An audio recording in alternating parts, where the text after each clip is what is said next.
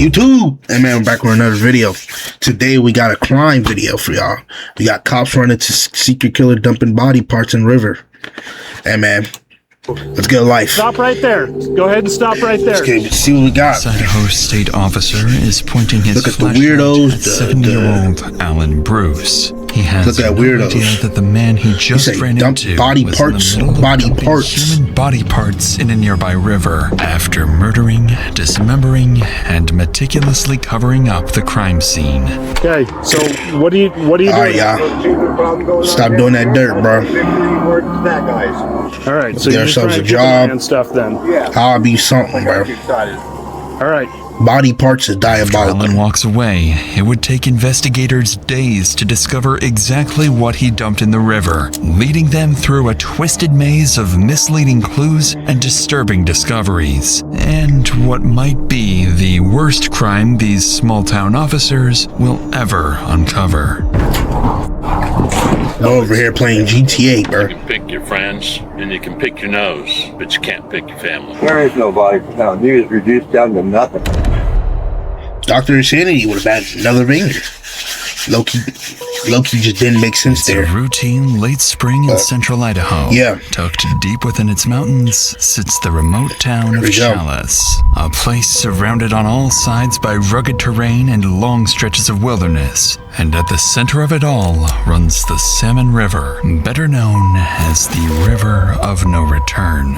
The small town Damn. of Chalice is I didn't even home know that to was a fewer thing. than 1,000 residents. Crime rates here are remarkably low, and serious violent homicides are unheard of. But that's about to change, because a heinous crime happened somewhere in this town, and what's left of it now is in the Salmon River, waiting to be found. The investigation begins Idaho. on an early Saturday afternoon. I ain't gonna lie, less than bro. a I year never heard of ago, Idaho when before. an elderly woman walks into the Thought local that shit was a police station country. to report someone missing. When he's upset, I'm just surprised he hasn't been back to city. That's why I'm concerned. Yeah. Do you know what he was wearing last when he left? Pair of boots, blue jeans, and I think it was a dark t-shirt and baseball cap, and he's got a little pug rider that is with him everywhere. Who is Patrick to Just you? one of my dear kids that I've taken under my wing. Okay, so not biological. No. Okay. This picture. Yeah, picture, okay. Does this picture resemble what he looks like right now? His beard is a little fuller, and his hair is in better shape than that. The man in those photos is 47-year-old Patrick Shelton.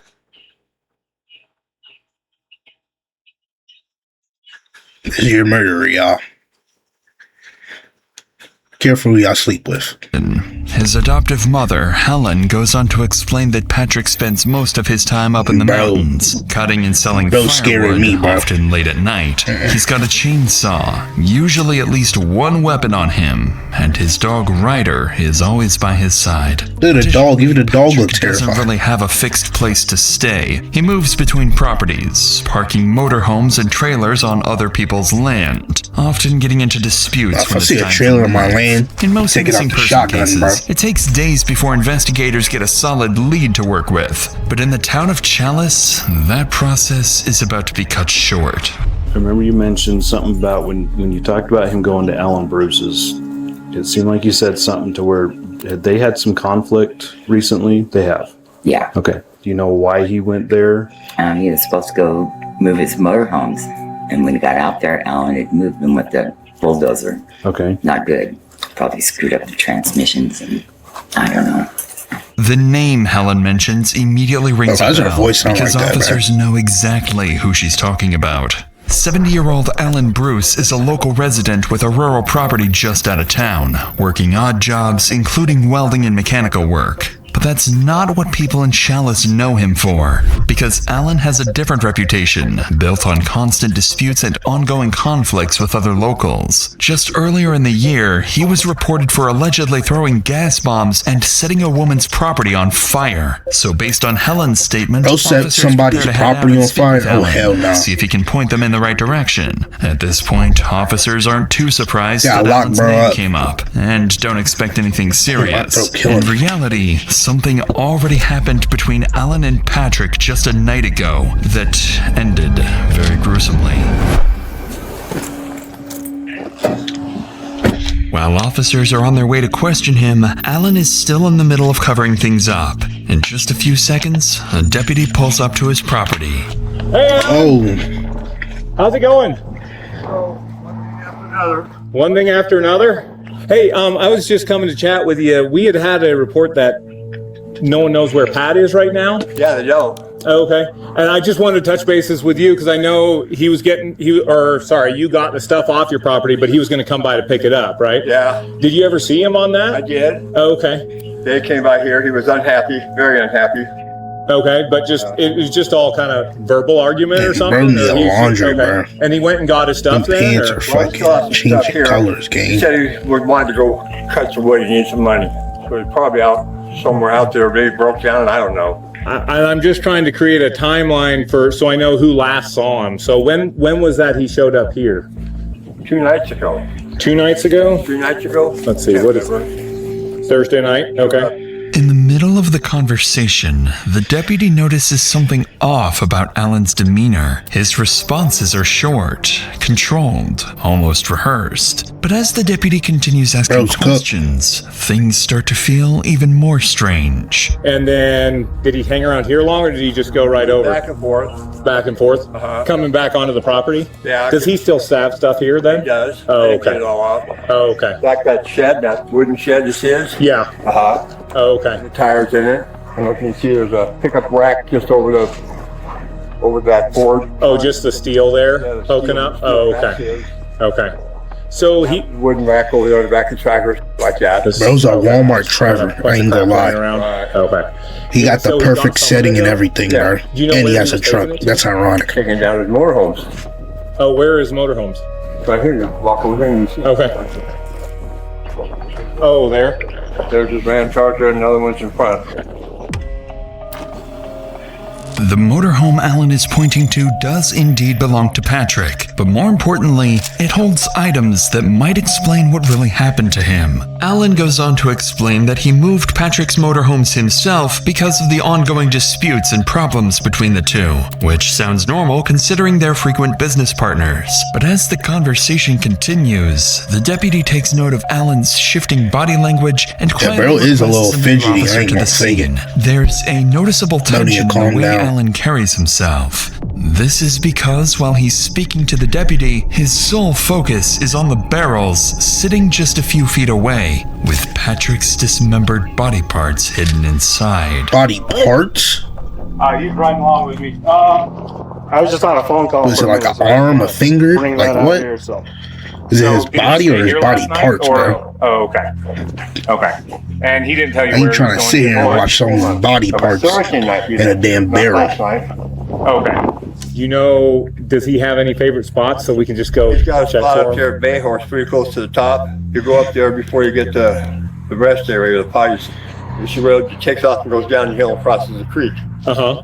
Way back up in there is a favorite wood cutting spot for him. Oh, okay. Okay. Is that the only one you know about? It's the only one he took me to. Oh, okay. Sorry for people You looking may left. be the last person that saw him because he would have then gone up there that night potentially? Yeah. Oh, okay.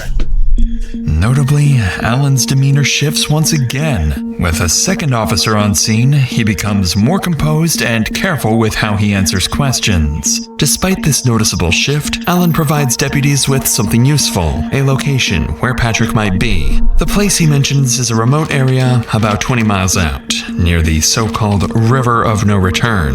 Naturally, it's somewhere That actually a need thing? to check, but River before of heading No out Return? there, they decide to take a That quick is, look it's around the kinda fucked motorhome up. Alan pointed to earlier. A small decision that will give police something useful to work with later on.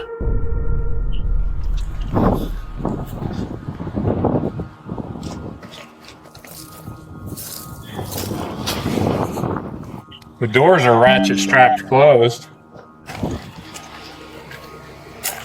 Looks like it's cut. Are these your footprints? No. Maybe take a photo of those. Yeah, that one looks open. That looks... I think it looks cut. If that is a deadbolt, but that's an additional I'm assuming Alan had to access it to put it in neutral. Technically, you could be looking at unlawful entry. Clearly, the locks have been tampered with, consistent with Alan's explanation that he moved the motorhome himself. It's a small detail, but one that could give officers grounds to detain him later on, depending on how this unfolds. But without a warrant, officers can't search inside the motorhome, so they step back, leave the scene, and head towards Big Hill, where Patrick might be. At this stage, there is still no confirmed crime. Alan has been forthcoming, and nothing directly points to anything serious just yet. But by the end of this night, police will have more than one suspect on their hands, and what might be the worst crime this town will ever see. But before we get to that, it's important to note that cases like these can affect the mental health of both the officers and the innocent people involved, and stressful situations. Stand if it would speak over Prayers for everybody with mental health. Yourself in academic excellence Go at straight to ad. University, Edwardsville. Alright, not editing this out. 2 days. Here we go. Roughly 2 hours later, deputies arrive at Big Hill where Patrick was known to frequent for cutting firewood. On the ground, deputies notice tire marks and begin following them, and as they continue along the trail, they spot something in the distance. A red pickup truck matching the description of Patrick's vehicle, with a damaged windshield. A damaged windshield? Yeah, I think that's normal. I believe so. Hey, Pat! Pat! Bro, in there? Pat, it's Custis County Sheriff's Office! Can you hear us? Dog's in the seat. Alive? What was the dog's name? Ryder. Ryder, buddy. Ryder. Is it awake? The dog is there? That's not moving. Dog's been in here a while. He's messed himself. Oh, he's moving. Aww. It's definitely a he, by the way. Little puppy. Oh, here, okay. We're gonna get you some water, okay? Aww, little puppy. Where'd he go? Where did he go? Miraculously, Patrick's dog Ryder is still alive after 2 full days, but he's severely dehydrated. As deputies pull Ryder from the vehicle and give him water, they notice something else. Patrick's chainsaw is missing from the truck, suggesting he might still be somewhere nearby. And when they discuss their next steps, Ryder suddenly begins reacting to something in the air. Dogs like Ryder have a sense of smell up to 100,000 times more powerful than humans, comparable even to trained police canine units. Without realizing it, officers have stumbled onto their strongest lead yet, and Ryder might guide them directly towards the answer they're looking for. Poor buddy. What's up? No. So that makes me think he could be down lower if he would, because his chainsaw's not here. Yeah. He always has his chainsaw. I'm thinking so. I'll go with you. I kind of want to walk down there and see if his behavior still points that way. Right. Let's walk him. Oh, poor doggy. Wait, y'all give him water?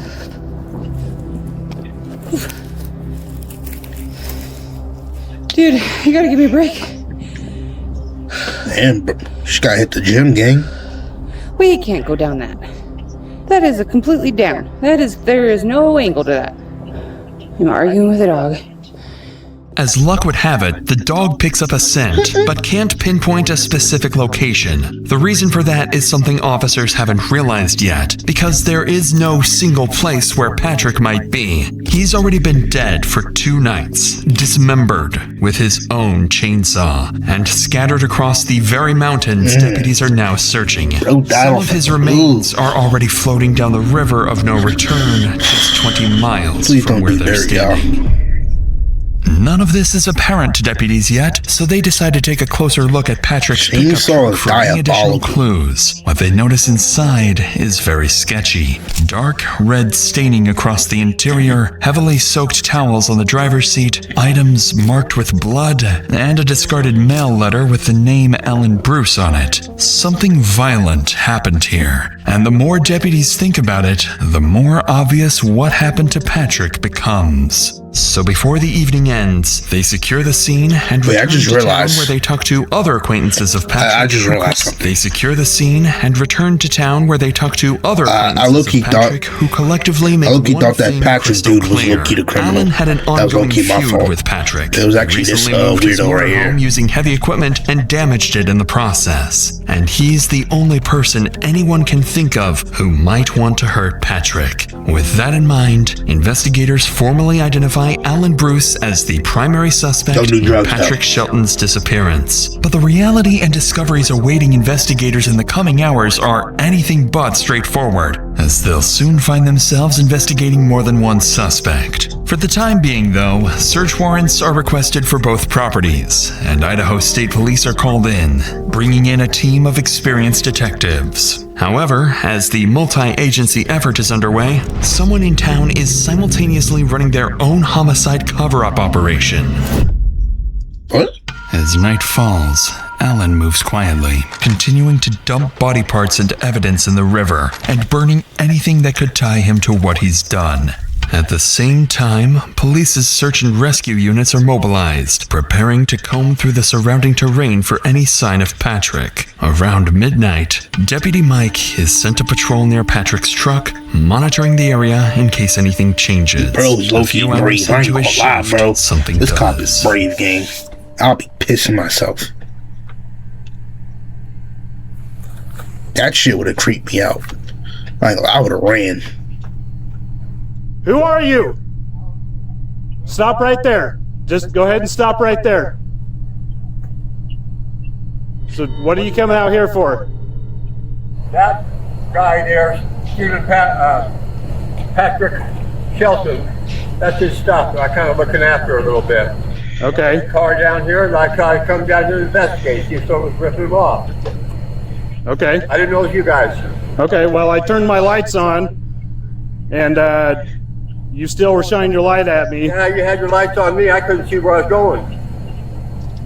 Okay, I'm saying I turned my red and blue lights on. Weird, bro. Yeah. And you were still spotlighting me. And then I told you, I instructed you to turn it off.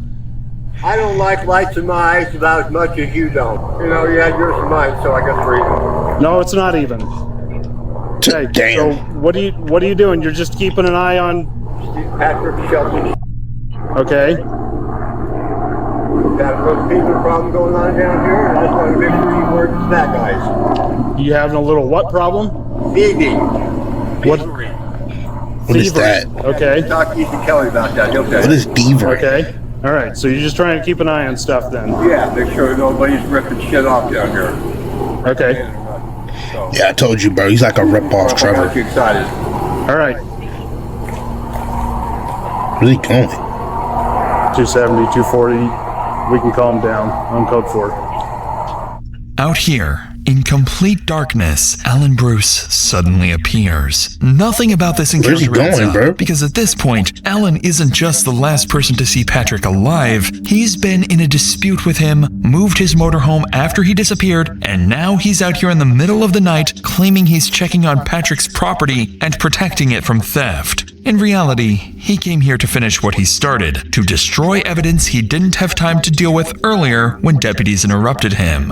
Worse yet, just minutes ago, he was at the River of No Return a couple miles away, disposing of what was left of Patrick. Deputy Mike doesn't know any of this yet, but this creepy encounter makes it clear that Alan knows something police don't. Unfortunately for him, this is where things begin to crumble, because coming back here bro, tonight cooked. I ain't is gonna the lie. mistake that's Bro, right about here, to cooked. collapse his entire cover-up operation.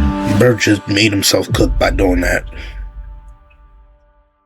In the early hours of the following morning, investigators used the overnight developments and the encounter with Alan to accelerate the approval of search warrants. With everything they've seen so far, it's clear Alan knows something they don't, and they need to find out what that is. To do that, they put a plan in motion. First, get Alan off the property, search it, and if any hard evidence is found, bring him back and confront him with it. So while detectives get the search warrants approved, one deputy is sent to Alan's property with a simple objective: get Alan into the car and keep him away from the property to avoid destruction of any evidence. Alan, on the other hand, believes he's already taken care of all the incriminating evidence and that there's nothing left to find. When Deputy Kelly arrives at the lot, Alan has no clue how quickly his entire cover-up plot will come crashing down on him. Hey, Alan. So I'm assuming the dog's good, right? Okay. Hopefully your day's a little better than when I last ran into you. Damn, where does bro live at? Well, your truck's still broken down, I guess, so maybe that's not the case. You doing all right? You can just hop in the front there. I would even trust bro in the front. Yeah, is there? He's still got stuff on your property too to get off too, huh? So I mean, y'all were getting along for a while there, but then what? I mean, what happened there even? He just started accusing you of stuff, or? Yeah. And there was nothing I could say to convince him that wasn't. Well, I appreciate you being available to just chat with them a bit more. They're the professionals. They've got questions I probably didn't ask you. Even as the deputy tries to subtly probe for more information, nothing useful comes out of it, and Alan sticks to his story. Interestingly, though, Alan appears noticeably more relaxed, likely because he's confident that there's no way police can tie him to a crime. Roughly 30 minutes later, deputies and detectives arrive at the property. Alrighty. While Alan waits inside his car, the discovery of the evidence he failed to cover up starts with Patrick's motorhome.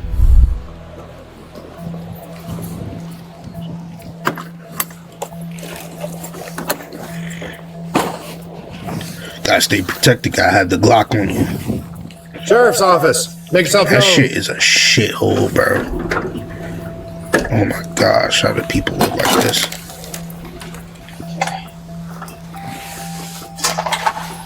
What the hell is that on the ground, bro? What this is. Got a gun case? Where's bro bed?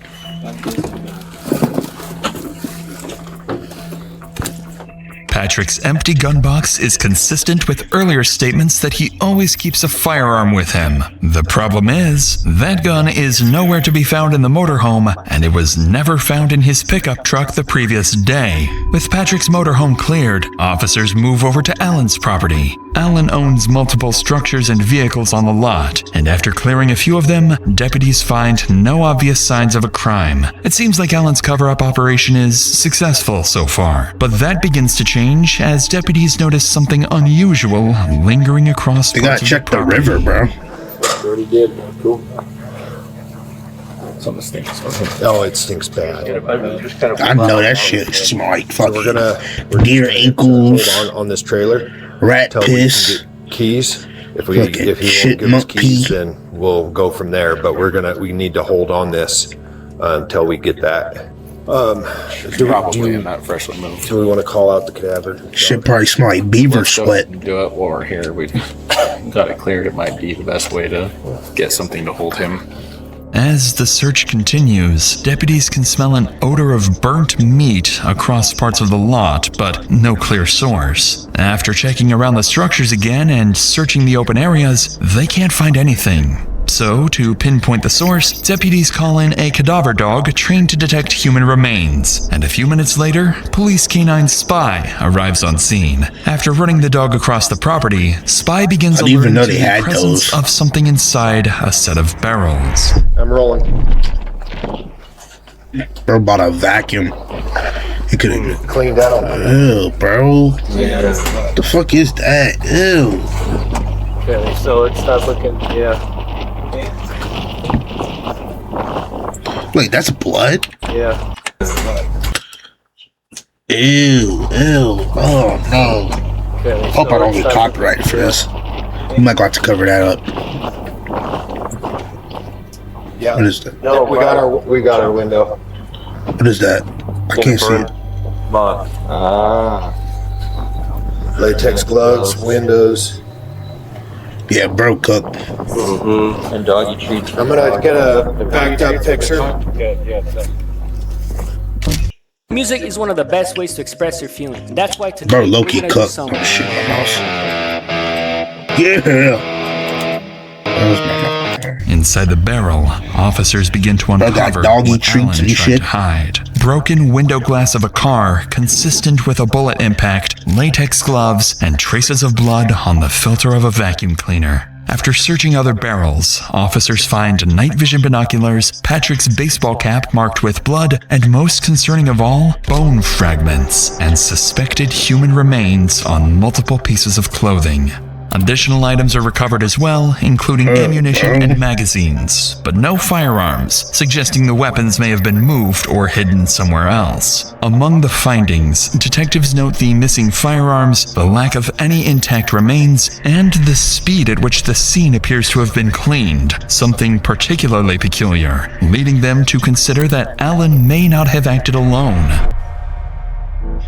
After these discoveries, Alan's property is officially treated as a crime scene. The area is secured and forensic examiners are called in to process the evidence. Detectives now have the hard evidence they need to confront Alan, but while they prepare to do so, an unexpected development happens when Alan's younger brother Larry suddenly shows up at the scene. Hours earlier, police received an oddly timed phone call from him, claiming that if anything happened to Patrick, it was his own fault. Not only that, Larry made additional statements about Patrick that led detectives to question whether they might be dealing with a second suspect. You know, he's been stealing shit of my brother's, and Pat, he said Pat's threatened him and waved a big-ass gun at him. Somebody else said that he's a straight-up thief.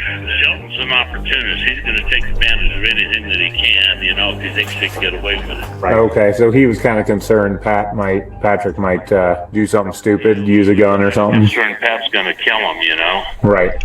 On the call, Larry made it clear that Patrick was the aggressor and the one who had been threatening Alan, leading investigators to suspect he might know more than what he shared on the phone. So naturally, their suspicions rise when he arrives at the search warrant scene unannounced. Once detectives begin speaking with him, Larry seems confident he can prove that Patrick was the problem. Howdy. How's it going? And you are? I'm Alan's brother. Okay, I'm Sergeant Tuttle with the State Police. So obviously, your brother got himself in a lot of trouble. That's what it sounds like. Starting to rain. You want to go in the trailer? We can go sit in the trailer where we're not getting rained on. You said that Shelton, is that the guy's name? Patrick Shelton, yeah. Okay. That he was threatening your brother, right? Right. And so is that something your brother told you, or do you have other knowledge of that? That's something my brother told me. My brother said, hey, he pulled a pistol and waved it in my face and threatened me. And how long ago did your brother tell you that? About a week? That was probably about 2 weeks ago. Okay. If somebody was waving a gun at me, you know, I'd probably be, you know, wanting to have something to defend myself too, you know. But, you know, my brother had been asking Shelton to move for months. Okay.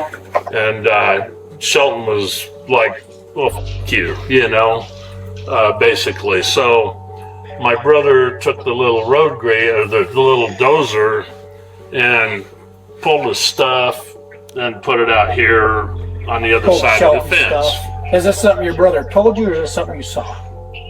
As far as moving the stuff? Yeah, I came by the day that he was moving stuff on the way home. What I done know, when my brother had moved the stuff just to try to get the pressure off of my brother, I texted Shelton and I told him, hey, I moved your crap off of my brother's lot. So then he texted me back when he got to town going, I got a beef with you.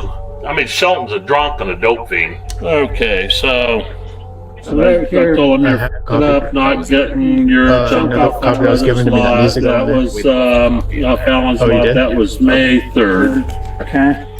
He goes, I'm broke down, trying to get a ride. Then you said, never mind, I moved it for you. Get Alan back, whatever you took it. This shit like an iPhone 2 quality, bro. Alan's bought a still got the button. Beef to me anyway. I don't have any of his.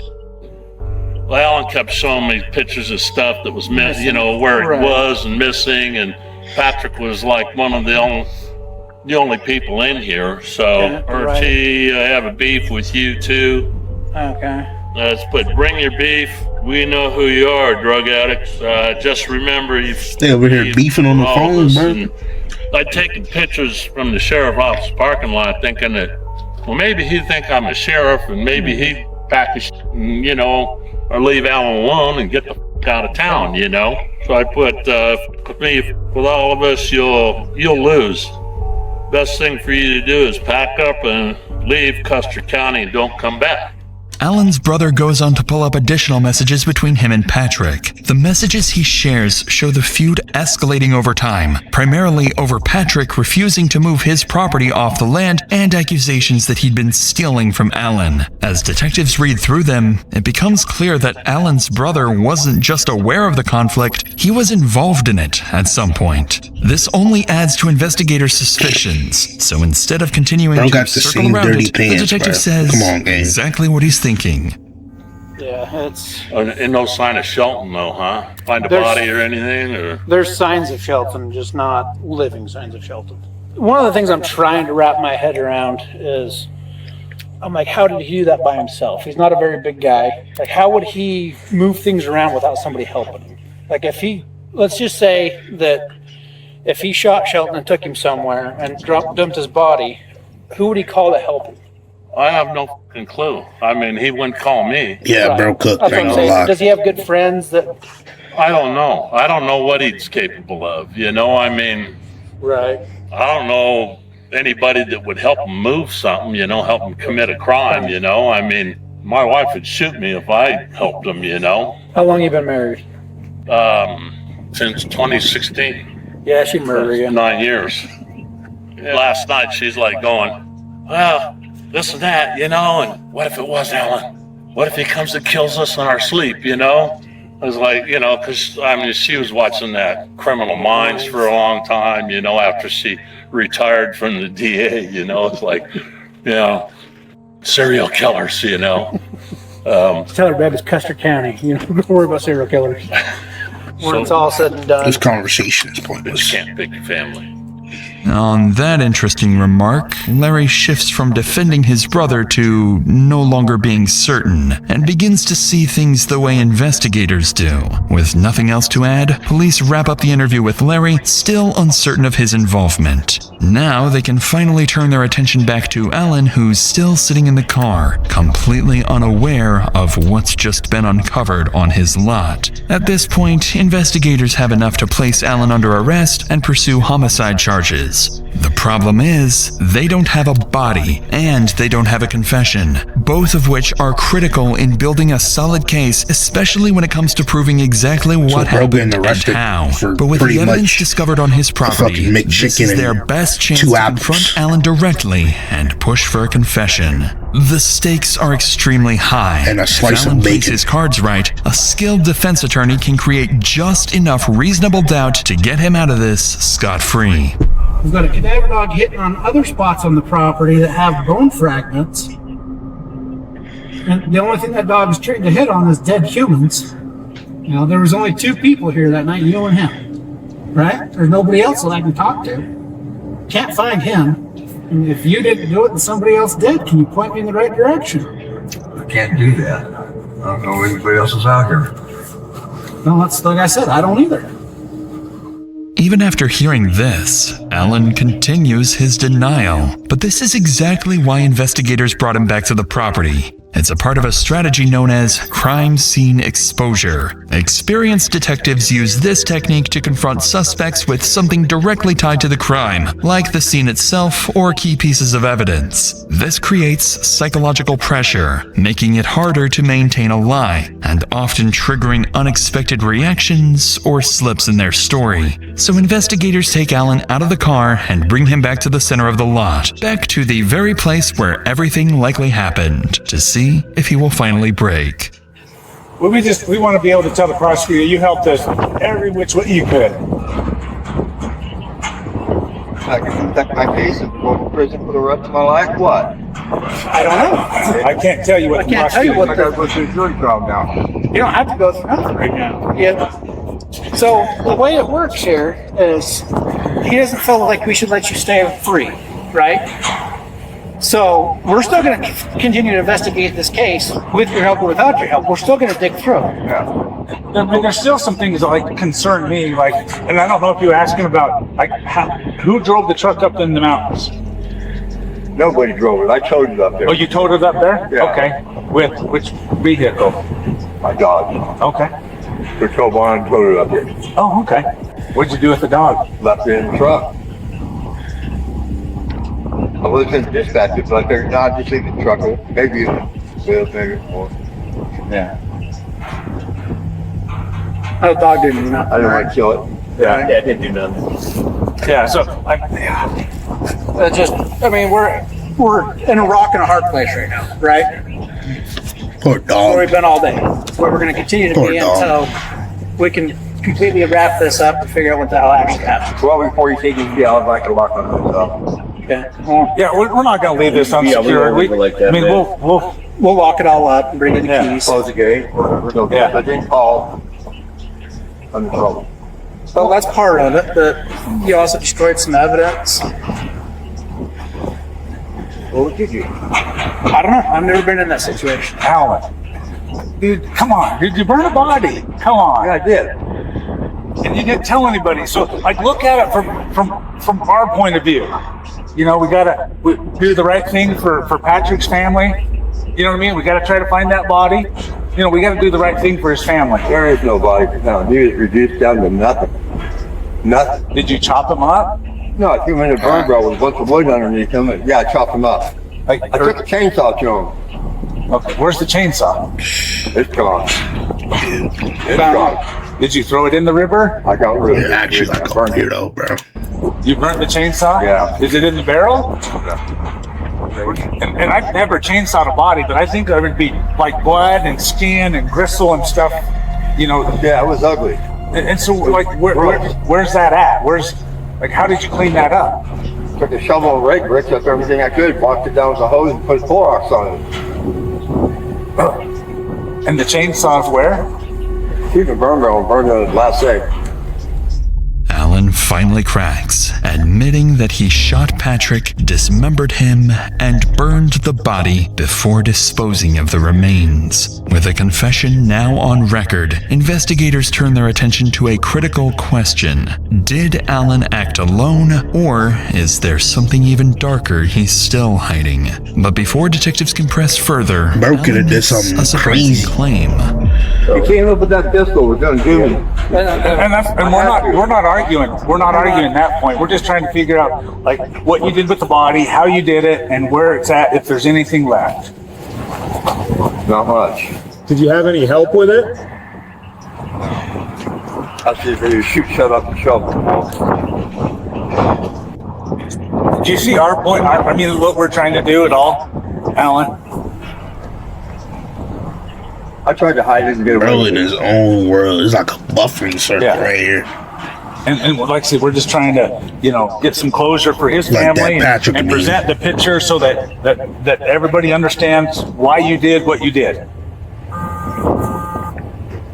Said you better pull the trigger.